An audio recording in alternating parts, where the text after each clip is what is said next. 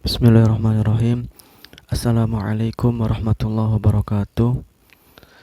Ada suatu kisah, yang kisah ini seperti biasa gak usah dicari tahu siapa pelakunya, eh, di mana kejadiannya, kapan.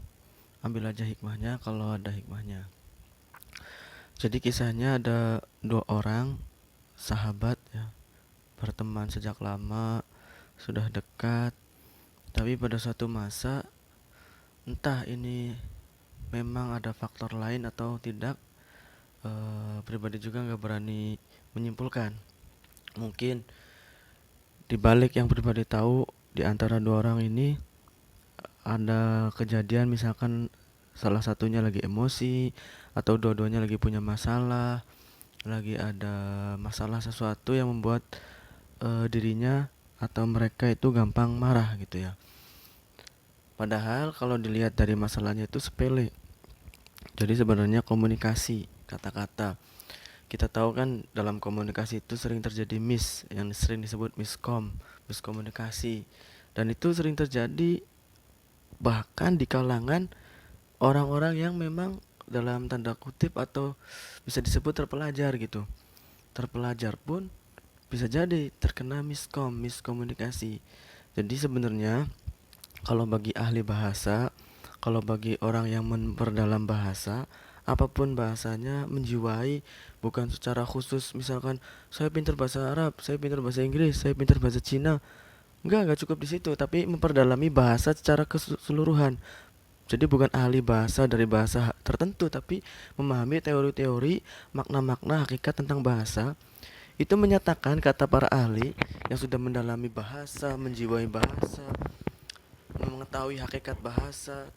Nah, itu dikatakan sangat wajar terjadi percekcokan, bahkan bagi mereka yang paham mengatakan eh sungguh sangat apa bahasanya, dalam tanda kasarnya bodoh lah orang yang masih ribut, orang yang masih bertengkar, orang yang masih eh bergulat hanya karena soal komunikasi. Karena memang komunikasi itu sering terjadi miskom. Dalam artian gini nih, orang yang ahli bahasa, yang merenungi bahasa, yang mendalami bahasa, menjiwai bahasa, kemungkinan kecil untuk bisa ribut, untuk bisa marah, untuk bisa benci hanya karena soal komunikasi, hanya karena soal bahasa. Karena bahasa itu luas. Bahasa itu luas, di mana ada simbol bahasa, ada referen, experience, itu sangat susah untuk dipahami. Jadi kadang ya salah paham lah, kalau gampangannya kata orang umum itu salah paham.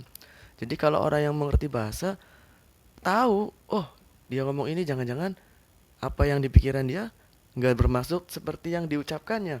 Dia salah memilih simbol bahasa, dia salah memilih lambang bahasa, padahal di pikirannya bukan gitu. Dan kadang suatu simbol bahasa, kata apa misalkan, kata sesuatu kata itu beda-beda di otak pembicara dan si penerima. Nah itu harus diperhatikan. Makanya bagi orang yang ahli bahasa, yang menjaga bahasa, udah gak mikirin masalah bahasa. Jadi gak akan marah, gak akan ribut hanya karena soal bahasa. Karena memang bahasa itu kompleks sekali, sangat susah. Miskom itu sering terjadi di mana-mana, bahkan di kalangan orang yang ahli, bahkan di kalangan orang yang terpelajar. Contoh lah. Makanya bagi orang yang menjiwai, mendalami hakikat bahasa, mengerti tentang bahasa, nggak akan tersinggung hanya karena soal komunikasi bahasa gitu, nggak akan tersinggung. Ya susah ya pokoknya, ini masalah rasa, sebagian dari masalah rasa, jadi susah untuk dibicarakan. Nanti kalau kalian udah nyampe sendiri kepada hakikat bahasa, menjauhi bahasa, itu pasti akan paham, nggak akan mudah tersinggung dengan hanya kata-kata. Komunikasi itu semuanya wajar, apalagi berhadapan dengan orang awam. Ya wajar salah komunikasi, salah paham, itu wajar. Jadi bagi orang yang udah paham pasti nggak akan ribut hanya masalah komunikasi. Susah. Eh, contoh itu kata geleh. Dalam bahasa Sunda geleh itu jijik. Ya ini terjemah terjemah umum ya, jijik. Jadi gini nih, geleh itu kan simbol bahasa, lambang bahasa. Apa makna geleh? Di dalam geleh itu ada apa?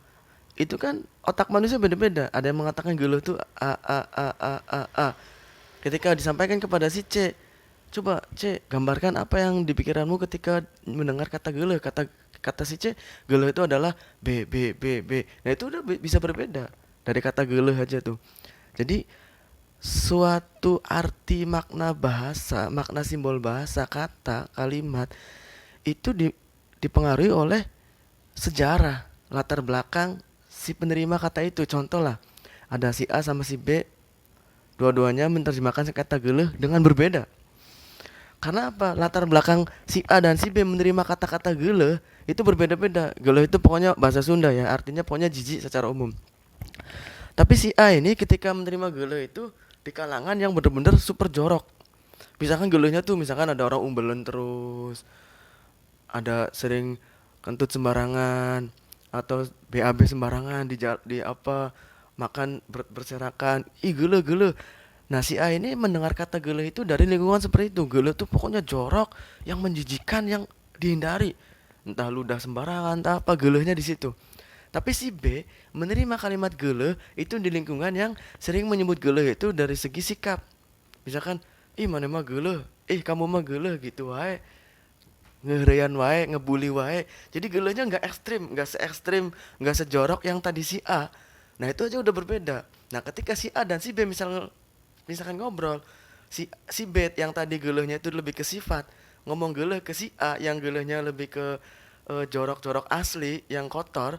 Nah, itu ketika ngomong geuleuh akan berbeda kan, yang nerimanya yang A nya, ih kok ini ngomong geuleuh ke saya, padahal yang dimaksud B geuleuhnya itu geuleuh yang ringan-ringan, yang gak se ekstrim geuleuh yang si A. Nah, itu aja udah bisa bikin perdebatan kan.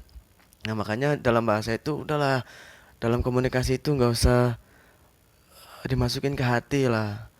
Nah, ini juga nanti akan dibantah tentunya, tapi pasti pada paham lah konteks pribadi ngomong ini dalam konteks apa, nanti berbeda lagi dalam konteks yang lain. Jadi ya silakan aja lah, se apa ya, sengambilnya aja seperti apa terserah. Yang nggak setuju nggak setuju, yang mengkritik mengkritik terserah. Yang penting hanya menyampaikan, khususnya untuk pribadi sendiri. Kalau ada manfaatnya untuk orang lain ya silakan diambil. Jadi masalah bahasa itu rumit rumit lah. Makanya kalau orang yang ahli bahasa, merenungi bahasa, bukan berarti ahli bahasa Inggris ngomong pinter, ngomong bahasa Arab pinter, ngomong bahasa Cina, Korea pinter, bukan. Ahli di sini maksudnya mendalami makna bahasa, filsafat bahasa, mengerti karakteristik bahasa, maka nggak akan yang namanya mempergede, memperbesar, mendramatisir masalah bahasa komunikasi, apalagi ngomong dengan orang awam. Kita nggak usah diambil hati, wow dia menghina. Enggak mungkin ada hal-hal tertentu hanya karena masalah bahasa. Padahal hatinya nggak seperti itu, padahal pikirannya nggak seperti itu. Ya, ini membantu orang-orang yang ingin husnudzon. Kalau husnudzon dengan ilmu itu lebih mudah daripada husnudzon tanpa ilmu. Gimana penjelasannya? Panjang, dah.